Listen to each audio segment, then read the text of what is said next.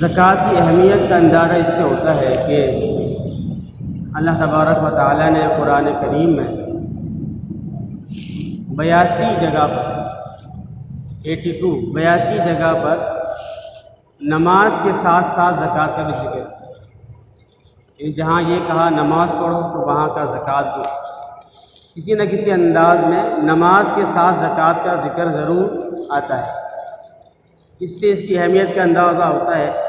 کہ نماز جتنا بڑا فرض ہے اسی کی طرح زکوٰۃ بھی بہت بڑا فرض ہے، اور یہ ارکان اسلام میں سے ہے۔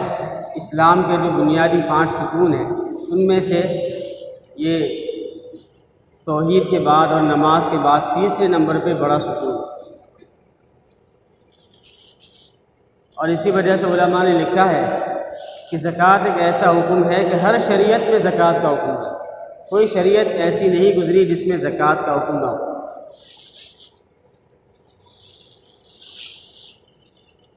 سن 2 ہجری میں یہ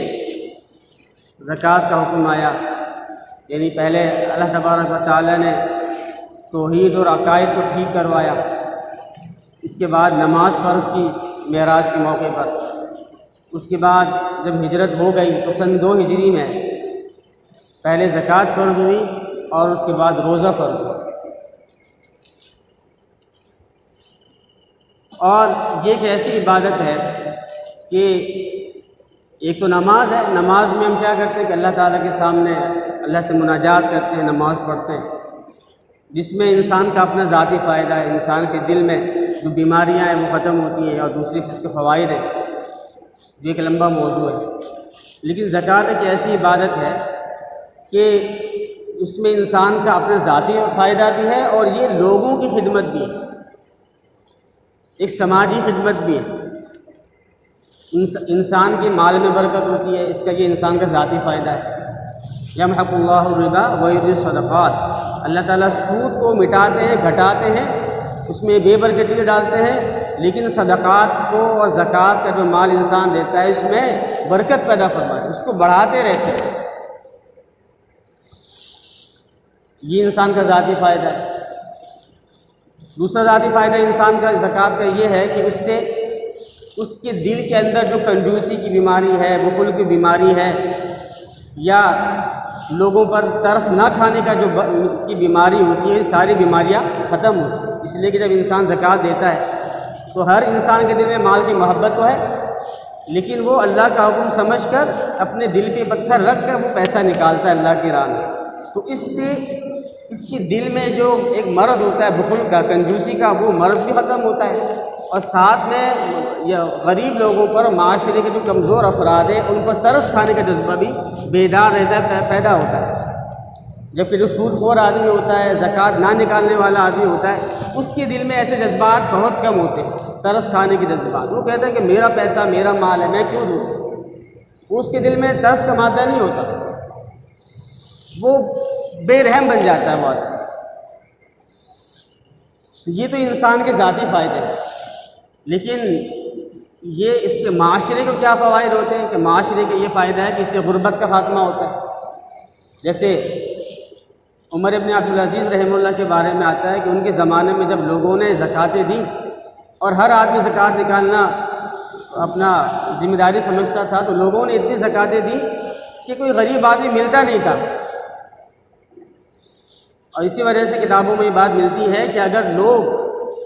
صحیح زکوٰۃ نکالنا شروع کر دیں، اور جس پر جتنی زکوٰۃ ہے، چاہے مرد ہو چاہے عورت،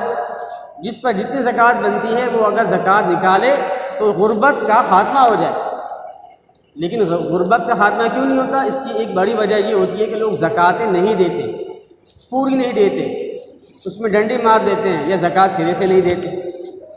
اس کی وجہ سے غریبوں کا ایک بہت بڑا حق پامال ہوتا ہے، اور معاشرے میں غربت وہ بڑھتی رہتی ہے۔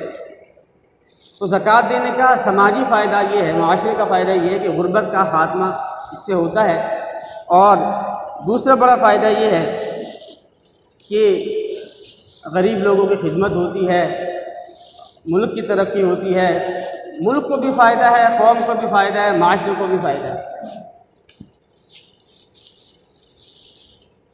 اس کے مقابلے میں جب زکوٰۃ نہیں دیتا آدمی، اس کے بارے میں قرآن کریم میں آتا ہے کہ جو ابھی میں نے آپ کے سامنے آیت تلاوت کی ہے، اس میں اللہ تبارک و تعالیٰ فرماتے ہیں کہ الذین یکنزون الذھب والفضہ، کہ جو لوگ سونا چاندی روپیہ پیسہ جمع کر کے رکھتے ہیں، ولا ينفقونھا فی سبیل اللہ، اس کو اللہ کی راہ میں خرچ نہیں کرتے، جہاں خرچ کرنا چاہیے تھا وہاں خرچ نہیں کرتے، فبشرھم بعذاب علیم، تو ان کو دردناک عذاب کی وعید سنا دے۔ یوم یحمى علیہا، یہ عذاب کس دن ہوگا؟ جس دن یحمى علیہا فی نار جہنم، اس سونے چاندی کو، روپے پیسے کو، اس مال اسباب کو جس کی زکوٰۃ نہیں نکالی گئی تھی، اس کو جہنم کی آگ میں تپا کر گرم کر کے فتکویٰ بہا جباہہم وجنوبہم وظہورہم، ان کی پیشانیوں پر، ان کی کمروں پر، ان کی پیٹھوں کو داغا جائے گا، پہلوؤں کو داغا جائے گا، اور کہا جائے گا کہ یہ تمہارا مال ہے جس کو تم نے جمع کیا تھا۔ اور دوسری جگہ اللہ تعالیٰ فرماتے ہیں کہ جو لوگ زکوٰۃ نہیں دیتے، بخل کرتے ہیں، سَيُطَوَّقُونَ مَا بَخِلُوا بِهِ يَوْمَ الْقِيَامَةِ، کہ جو انہوں نے کنجوسی کی تھی اور زکوٰۃ ادا نہیں کی تھی، غریب کا حق مارا تھا، تو اس مال کو توق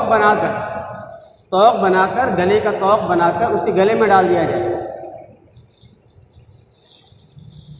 جبکہ جو آدمی زکوٰۃ دیتا ہے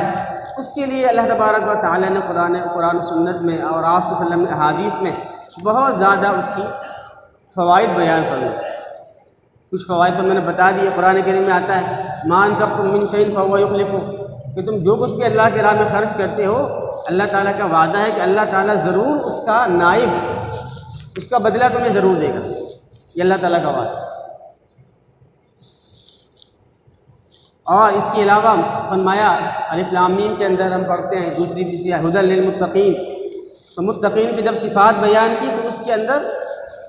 دوسرے نمبر پہ فرمایا کہ زکوٰۃ ادا کر، اللہ کے راہ میں خرچ کرتے، اور اسی طریقے سے سورہ مومنون میں فرمایا قد افلح المؤمنون،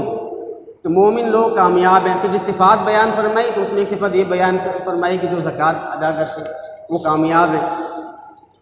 تو زکوٰۃ ادا کرنے والے کامیاب ہیں، زکوٰۃ ادا کرنے والے متقی ہیں، زکوٰۃ ادا کرنے والے مؤمنین ہیں، زکوٰۃ ادا کرنے والے عاجز ہیں، اس وہ متوکلین ہیں۔ سورہ انفال میں فرمایا کہ اللہ پر توکل کرنے والے لوگ۔ تو یہ ساری خوشخبریاں، ساری بشارتیں زکوٰۃ دینے والوں کی۔